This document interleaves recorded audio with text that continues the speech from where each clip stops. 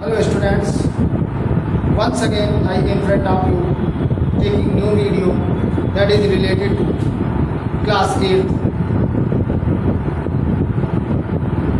linear equation. Dear student, don't waste time. In this video we have to solve word problem related to linear equation. So dear student, listen carefully and concentrate your mind each and everything which I will taught you here. So dear students, listen. First question is, what are three consecutive integers whose sum is 63? What are three consecutive integers whose sum is 63? So first and the second question is in this book, that is, let the first number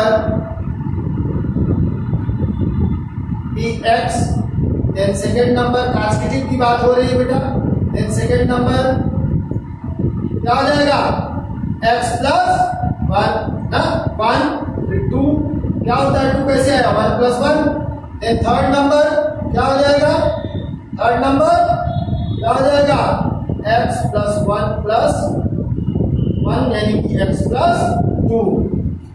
तो बेटा question के according तीनों numbers का सम किया दिया है, सम of three numbers क्या दिया है, ये numbers equal to 63। x plus 1 plus x plus 2 is equal to 63। x 3x plus 3 is equal to 63। 3x equal to 63 minus 3 यानी 3x equal to हो गया 60। तो आपका वैल्यू आ गया x equal to 3 upon 60 upon 3 320 जा, यानी पहला नंबर आपका आया क्या 20। तो सेकंड नंबर क्या हो जाएगा बेटा x plus 1 मतलब 20 plus 1 क्या हो जाएगा 21। क्लियर। और थर्ड नंबर क्या हो जाएगा, ध्यान से देखना, थर्ड नंबर क्या हो जाएगा x plus 2, that means 20 plus 2 equal to 22। अब आप देखो तीनों नंबर को जोड़ लो, 20, 21 और 22, ये लगातार है, 20 के बाद 21, 21 के बाद 22 लगातार है। और तीनों का सम आप देख रहे होंगे, आपको समझ में आ रहा होगा कि तीनों का सम हमारा 22, 21 और 20 आगे 63 हो जा रहा है। इसका मतलब हमारा आंसर करेक्ट है। ठीक है, तो इसी क्रम में हम आपको चलेंगे, क्वेश्चन नंबर 3 करा देंगे, 3 नहीं 4 करा देते हैं, थोड़े से कुछ क्वेश्चन आप लोगों को समझते चलिएगा। और सारे क्वेश्चन बेटा 20 क्वेश्चन है, इनका वीडियो बनाना लंबा होगा, इसलिए कुछ आपको पीडीएफ में मिल जाएंगे, कुछ वीडियो बना देते हैं जो आपको हमें लगते हैं। 2 numbers are such that the ratio between them is 3:5। Clear. Ratio between 2 numbers दिया है, ratio between 2 numbers equal to 3:5। अच्छा चलो यहां पर हम लिखते हैं लेट द फर्स्ट नंबर क्या हो जाएगा, first number equal to 3x, 3:5 है तो पहले को 3x मान लो, तो सेकंड नंबर क्या हो जाएगा, देन सेकंड नंबर हाँ अब बताओ 5x हो जाएगा। क्लियर। अब क्वेश्चन को पढ़ते चलिएगा, ऐसा कुछ नहीं बेटा, थोड़ा सा सीरियसली रहोगे तो सब समझ में आते जा रहा है। तो यहाँ क्या हो जाएगा, if each is increase by 10 यानी कि दोनों इंक्रीज हो जाए, if both, if each increase by 10, then first number क्या हो जाएगा बेटा, बताओ, पहले 3x था, 3x plus 10 हो गया। सेकंड नंबर क्या हो जाएगा आपका 5x था, 5x plus 10 हो गया, है ना, समझ में आ रहा। और इन दोनों का रेशियो क्या कहा है कि जब दोनों नंबर क्या करते हैं, 10 इंक्रीज हो जाते हैं, तो दोनों नंबर के बीच का रेशियो 5:10 हो जाता है। Then ratio of ratio of both number is, क्या हो जाता है, दोनों नंबर का रेशियो। यहां पर देखिएगा बेटा, हाँ, अगर हम दोनों में 10 ऐड कर दिए, सो छोड़ दीजिए उसको, वहां से दिख नहीं रहा था आपको। Then ratio of both number is 5:7। ऐसा क्वेश्चन में बोला है। क्वेश्चन को आप ईमानदारी से पढ़ोगे तो पता चल जाएगा। तो कह रहा फाइंड द नंबर। तो बेटा अकॉर्डिंग टू द क्वेश्चन, जब रेशियो कैसे होता है, एक का दूसरे का, पहले का अपान दूसरा इक्वल टू 5/7, क्रॉस मल्टीप्लाई कर लो इसको। अभी मैंने जब पहले एक्सरसाइज कराया था उसमें क्रॉस मल्टीप्लिकेशन आपको समझ में आ गया था। अब ध्यान से देखो, ये हो जाएगा 7 × 3x + 10 is equal to 5 × 5x + 7 3 जा 21x + 17 इज इक्वल टू 5 5 जा 25x + 3। आसानी से आ गया ना।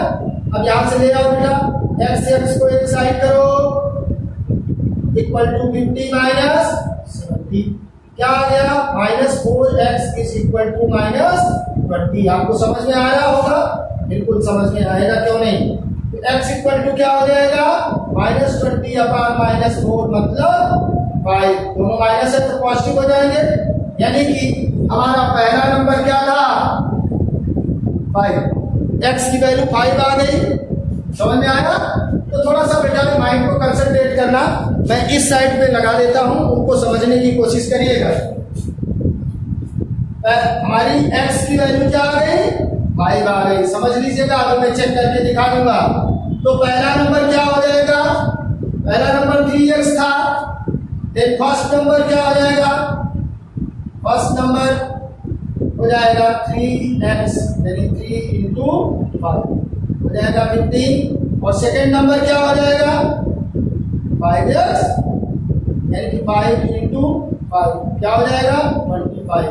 अब कहा, अगर देखो इसको, तो हमारा नंबर्स क्या हो जाएंगे, 15/25। देखो अगर इसका रेशियो कट करोगे तो 5 3 जा 15 और 5 5 जा 25। रेशियो 5 आएगा कि नहीं आएगा। अब एक चीज और चेक कर लेते हैं, अगर इनमें सब में 10 ऐड कर दें तो कैसे करेंगे कि हमारा आंसर सही है। देखो आपको पता चल जाएगा, आपको आंसर देखने की जरूरत नहीं, आप चेक करके भी पता कर सकते हो कि आपका सोल्यूशन सही है कि नहीं सही है। ये 15 है, अगर इसमें ऐड करेंगे 10 तो ये हो जाएगा क्या, देखिए क्या 25। और अगर इसमें 5x में कितना है 25, इसमें 10 ऐड करेंगे तो क्या हो जाएगा 35। दोनों का रेशियो क्या आएगा, 5:7। तो आप समझ रहे होंगे। तो हमारे पास कैसे इसकी कैलकुलेशन की जा सकती है। तो यहाँ पर बताना था कि फाइंड द ओरिजिनल नंबर। तो ओरिजिनल नंबर क्या था, 15 और 25। आपको समझ में आ रहा होगा, बहुत अच्छे से समझ में आ रहा है। वो तो आप इसको नोट भी कर लेंगे, नोट कर लिए होंगे।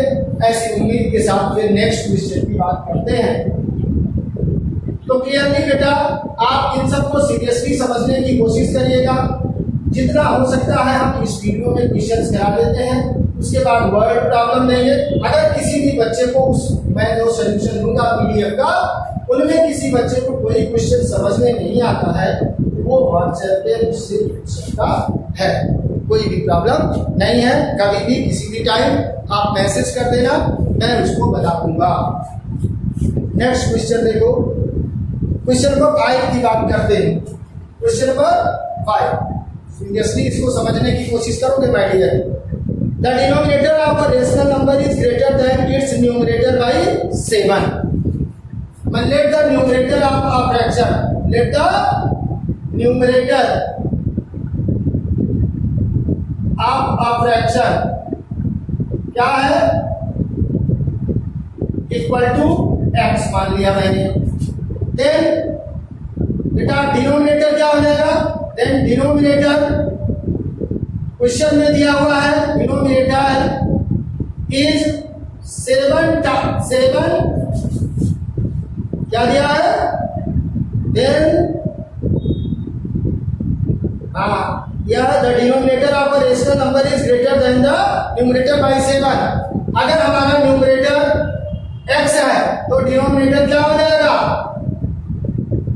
इज 7 मोर कह रहा है दैन किससे, न्यूमरेटर से, तो क्या हो जाएगा समझिएगा x प्लस 7 ऐसा हो जाएगा। अब कह रहा है क्वेश्चन में if the numerator is increased by 17 and denominator decreased by 6, if numerator increase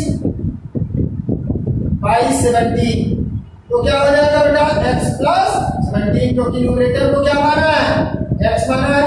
clear, समझ में आ रहा होगा, अच्छे से आ रहा है। एंड का डिनोमिनेटर डिक्रीज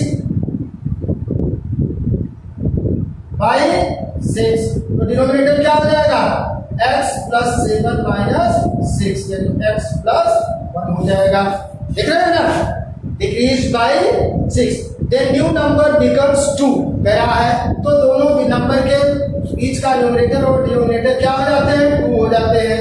यहाँ लिखना अकॉर्डिंग टू द क्वेश्चन, जैसा कि इसका मतलब है अकॉर्डिंग टू द क्वेश्चन यानी कि जैसा कि क्वेश्चन में कहा गया है। तो क्या हो जाएगा बेटा ध्यान से समझना, x plus 17 upon x plus 1 is equal to 2 ऐसा होने जा रहा है। क्लियर, किसी को समझ में आ रहा है, बहुत अच्छे से समझ में आ रहा है। अपान 1 कर लेना, क्रॉस मल्टीप्लाई कर देना, बहुत सस्ता क्वेश्चन है। क्या हो जाएगा 1 इंटू x प्लस 17 से तो कोई चेंजेस 1 से मल्टीप्लाई करने का कुछ होगा नहीं, तो 2x plus 1 x plus 17 is equal to हो जाएगा 2x प्लस 2। इसको उधर ले जाओ, इसको इधर ले आओ, तो क्या हो जाएगा 2x x माइनस 2x, ध्यान से समझना, इक्वल टू 2 माइनस 17। अब ध्यान से देखो माइनस x इक्वल टू आया माइनस 15 यानी x की वैल्यू क्या आ जाएगी 15, क्यों दोनों तरफ माइनस है तो प्लस हो जाएगा, यानी कि न्यूमरेटर कितना होगा 15, डिनोमिनेटर कितना होगा न्यूमरेटर कितना होगा 15, तो डिनोमिनेटर क्या होगा, डिनोमिनेटर क्या कहा है 7 मोर है, denominator equal to x plus 7 that means 15 plus 7, तो क्या हो जाएगा 22। तो इसने पूछा है फाइंड द ओरिजिनल नंबर, तो फाइंड द ओरिजिनल नंबर, तो ओरिजिनल नंबर आपका क्या हो जाएगा, ओरिजिनल नंबर हो जाएगा हमारा क्या 15/22। क्लियर, अब देख लो, दिखाता हूं कैसे ऐसा हो जाता है। अगर हम इसमें 6 माइनस कर दें, क्या माइनस कर दें 6, तो ये बचेगा 16 और इसमें हम 17 ऐड कर दें तो ये हो जाएगा 32, तो 16 2 जा 32, 2 आ रहा था ना, यहाँ क्वेश्चन में देखो इन दोनों का रेशियो 2 आ रहा है। आपको समझ में आ रहा होगा बड़े अच्छे से। याद रखो बेटा, वर्ड प्रॉब्लम समझने में थोड़ी सी दिक्कत होती है और समझ में आ गया तो बहुत ही प्रॉब्लम सॉल्व हो जाती हैं। याद रखिएगा कि वर्ड प्रॉब्लम में इक्वेशन बनाना ही बहुत हार्ड होता है, उनको समझ में आ गया तो आपको सब समझ में आने वाला है। याद रखिएगा, इनको ईमानदारी से करते रहिएगा। होप आप इसको नोट कर लिए होंगे, नोट कर लीजिएगा, वीडियो को पॉज कर लीजिएगा और नोट करके आप बहुत अच्छे से क्वेश्चंस को सॉल्व कर सकते हैं। इसमें नो डाउट आपको बड़े आसानी से सब समझ में आ जाएगा। इसकी क्वेश्चन नंबर हमसे